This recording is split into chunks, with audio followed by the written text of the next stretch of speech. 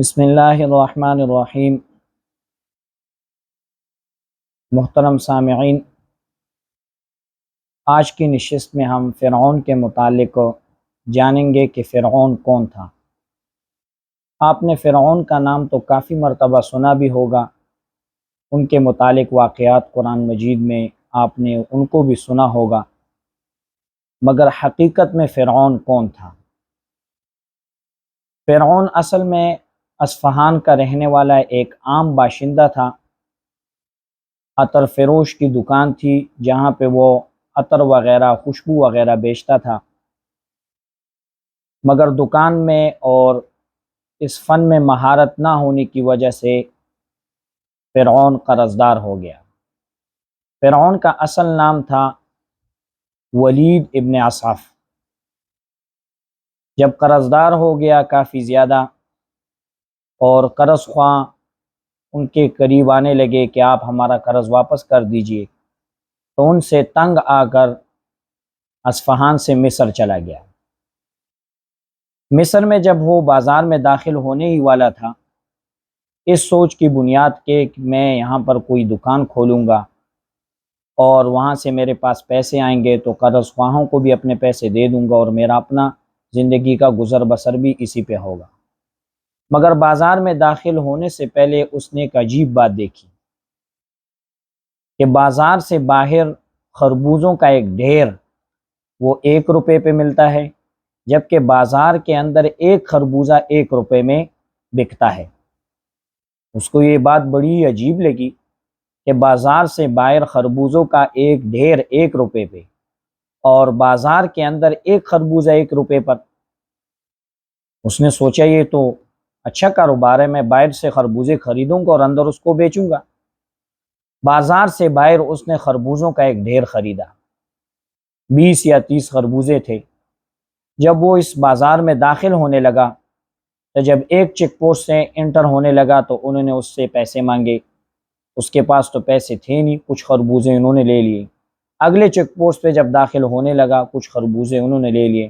مختلف check post پہ ان کی چیکنگ ہوئی، ویریفیکیشن ہوئی، سارے خربوزے ختم ہو گئے، صرف ایک خربوزہ رہ گیا۔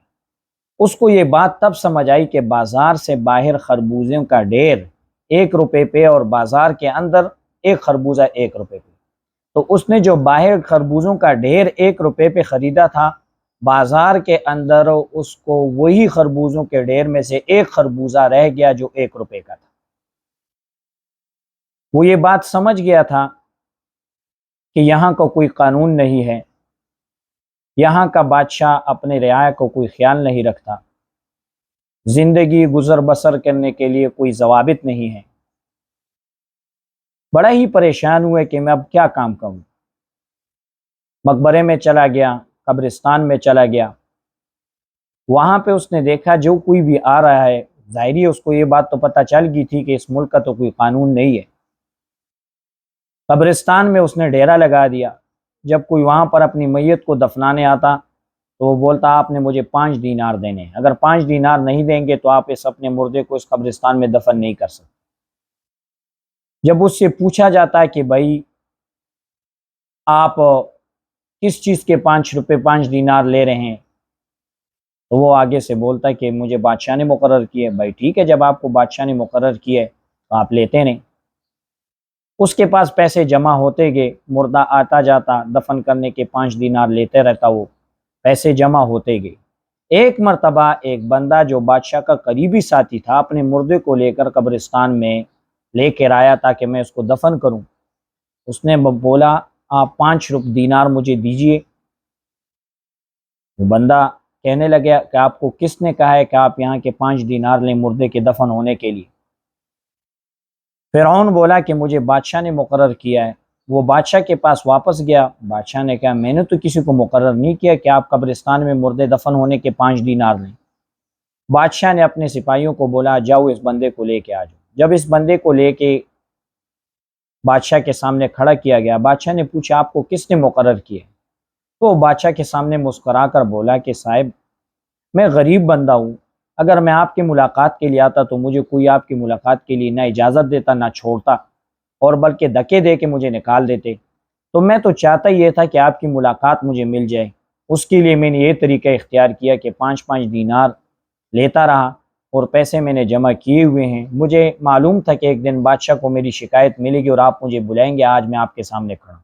یہ جو پیسے میں لے رہا تھا آپ کی ملاقات کے لیے تاکہ آپ سے ملاقات ہو۔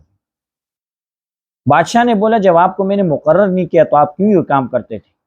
وہ بولا کہ اس ملک کا کوئی قانون نہیں ہے، اس ملک میں جو چاہے اپنے لیے کام، جو چاہے اپنے لیے معاش کا ذریعہ، جو چاہے صحیح طریقے سے یا غلط طریقے سے اپنے لیے پیسے پیدا کرے۔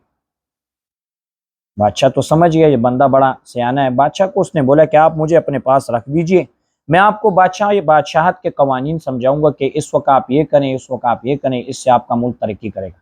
بادشاہ بولا آپ تو بڑے سیانے بندے ہو۔ بادشاہ نے اس کو اپنا مشیر مقرر کیا، پھر آہستہ آہستہ وزیر بن گیا۔